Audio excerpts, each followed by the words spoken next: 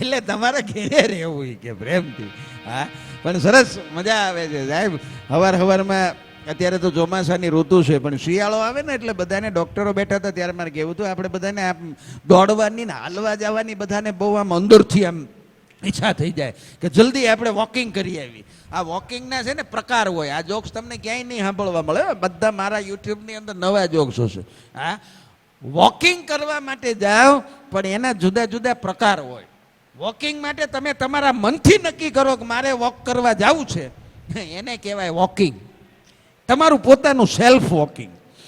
તમને ડૉક્ટર એમ કે હવે હાલવાનું રાખજો, નકર તૈયારી છે સ્ટેન્ડ મૂકવાની, તો ડૉક્ટરે તમને વોર્નિંગ આપી એટલે એને કહેવાય વોર્નિંગ વોક. તમારી જાતે હાલવા જાઓ એ મોર્નિંગ વોક. ડૉક્ટર કે ને હાલવા જાઓ એ વોર્નિંગ વોક. પછી તમારો બાજુવાળો હાલવા જાય છે અથવા બાજુવાળી દોડવા જાય છે એટલે મારે જવું છે, એને કહેવાય બર્નિંગ વોક. ઈર્ષ્યામાં જાવ છો. અને પછી હાલતા હાલતા હાલતા હાલતા ભાઈઓ માટેની વાત છે, કોઈક સારું માણસ આગળ હાલ્યું જતું હોય ને વાહે વાહે હાલ્યા જાય એને કહેવાય ટર્નિંગ વોક.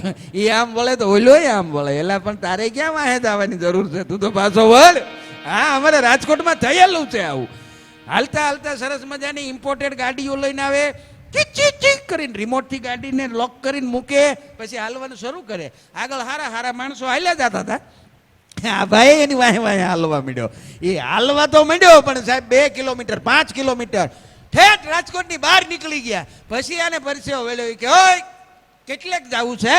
ઓલા કે અમે તો ચોટીલા જઈએ છીએ હાલીને. એ કે તો ધજા બજા રખાય, કોકને ખબર પડે કે. પણ અમે ક્યાં તને કીધું તું હારે આવે.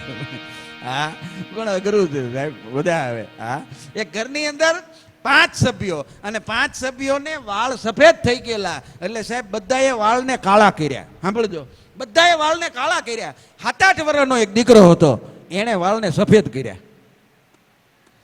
બધાએ કાળા કર્યા, આને સફેદ કર્યા. એટલે કાળા કલર વાળા બધા કુંડાળે પડ્યા અને સફેદ વાળ વાળા છોકરાને પ્રશ્ન કર્યો કે અમે બધાએ ધોળા હતા એમાંથી કાળા કર્યા અને તે કાળા હતા તો ધોળા શું કામ કર્યા? અને ત્યારે 7-8 વર્ષના છોકરાએ એટલો જવાબ આપ્યો, ઘરમાં એકાદું વડીલ તો હોવું જોઈએ ને ભલામણા.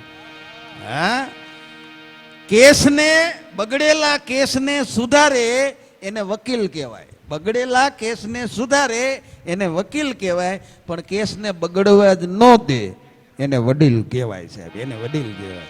હા, નાની નાની વાતો પણ મજા આવે એવી વાતો. હું નિશાળમાં ભણાવું છું, તમે બધા પ્રાથમિક શાળામાં ભણેલા છો. એક બહુ સરસ મજાનું પ્રાથમિક શાળામાં બાળ ગીત ગાયેલું છે, બધાને આવડે છે, મને આવડે છે, પણ હું મારા ઘેરે નથી ગાઈ શકતો એટલે અહીંયા ગાઈ છીએ આપણે. બધાને આવડે છે, બધા મારી હારે ગાજો. બાળ ગીત છે, હું અડધું ગાઈશ, અડધું તમે ગાજો. બધા મારી હારે ગાશો ને? આ તો પાડો. હા, એક બિલાડી. જો આવડે. મેં કીધું ને આ ગીત હું મારા ઘરે નથી ગાઈ એક. તો તમે બધા ગાજો. એક બિલાડી, ઈકો રેવા દો. એક બિલાડી જાડી, એણે પહેરી સાડી પહેરીને તળાવમાં આવ્યો. બિલ્લીને આવ્યા, સાડીનો છેડો અને મગર બિલાડીને આવડે ને બધાને. એક બિલાડી જાડી, એને પહેરી સાડી પહેરીને ફરવા ગઈ તળાવમાં, તો તળવા ગઈ, તળાવમાં આવ્યો મગર, બિલ્લીને આવ્યા ચક્કર, સાડીનો છેડો છૂટી ગયો અને મગર બિલાડીને ખાઈ ગયો. હાવ નાનું એવું સિમ્પલ આ બાળગીત છે, પ્રાથમિક શાળામાં ગવાતું. પણ આની પાછળનો મેસેજ હવે સાંભળજો કે જ્યાં સુધી મારા દેશની બેન દીકરી માતાની સાડીનો છેડો સલામત છે ને સાહેબ, દુનિયાના કોઈ મગરમચ્છની તાકાત નથી કે એની સામે ઊંચી આંખ કરીને જોઈ શકે. પણ તમારો સાડીનો છેડો છૂટ્યો એટલે મગરો મોઢા ફાડીને જ ઊભા છે, મગરો મોઢા ફાડીને જ ઊભા છે સાહેબ. આ બહુ હકીકત છે. હા, બહુ નાની નાની વાતો પણ જીવનમાં કામ લાગે એવી વાતો. હા, હા, નવી વાતો. હમણાં એક જણાને પ્રશ્ન પૂછ્યો તો એ કે શાહજહાં અને જહાંગીર આ બેમાં શું ફેર? ઓલો છોકરો કે કાંઈ ફેર નહીં. શાહજહાંમાં જહાં પાછળ આવે, જહાંગીરમાં જહાં આગળ આવે, બાકી બધા એક જ કહેવાય.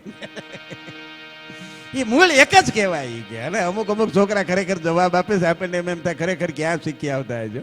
હા, નિશાળમાં એવા જવાબ આપે. એક છોકરાને એક સાહેબે ઊભો કરીને પૂછ્યું, ઈ કે માની લે એક ટેબલ ઉપર હું 2 ઈંડા મૂકું, એક ટેબલ ઉપર 3 ઈંડા મૂકું તો કુલ કેટલા થાય? છોકરો કે પણ સાહેબ મુરગીનું કામ તમે શું કામ કરો છો?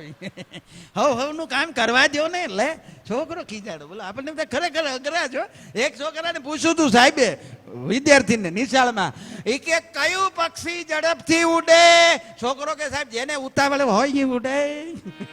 નામ ન દીધું. બોલો નામ ન દીધું.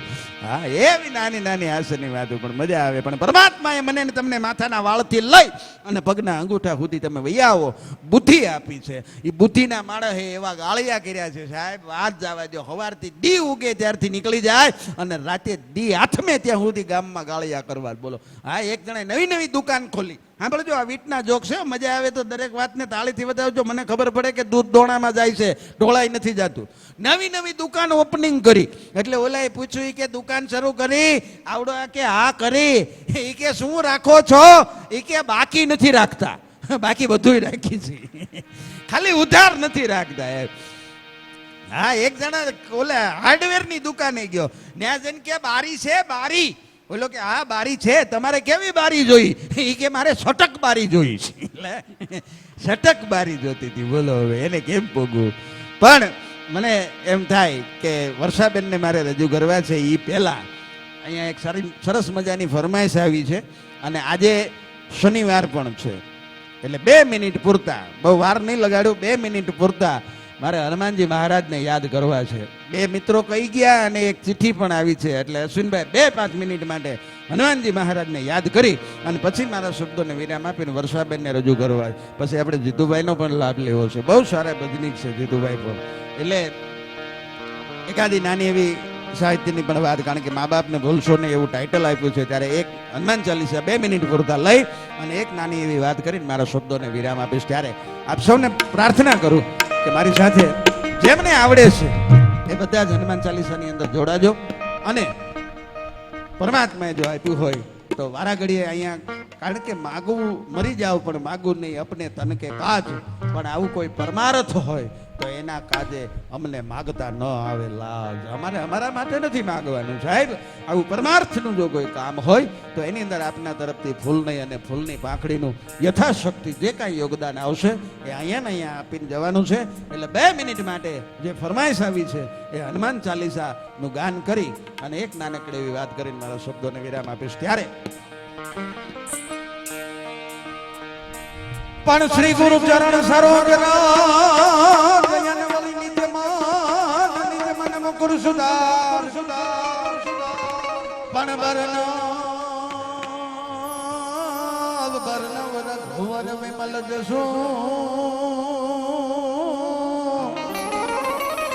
અને તો જોદાયક ફલ પણ બુદ્ધિહીન તનુ જાન કે અને સુમિરો સુમિરો પવન કુમાર બલ બુદ્ધિ વિદ્યા દે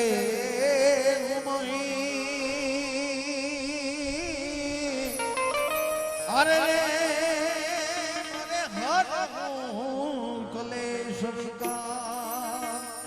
સાહેબ હનુમાન ચાલીસા તમે એક નહીં અને 1000 ગાઓ, પણ હનુમાનજી મહારાજને જે ઋષિ મુનિઓનો શ્રાપ હતો, નાનપણમાં એમની જે રંજાડ હતી એના કારણે ઋષિઓનો એને શ્રાપ હતો કે બળ હનુમાનજીની અંદર ખૂબ અતુલિત બલ ધામમાં હેમ શૈલાભ દેહમ જ્ઞાની નામ અગ્રગણ્યમ. અતુલિત બલ જેને કોઈની સાથે તુલના ન થઈ શકે એટલું બળ.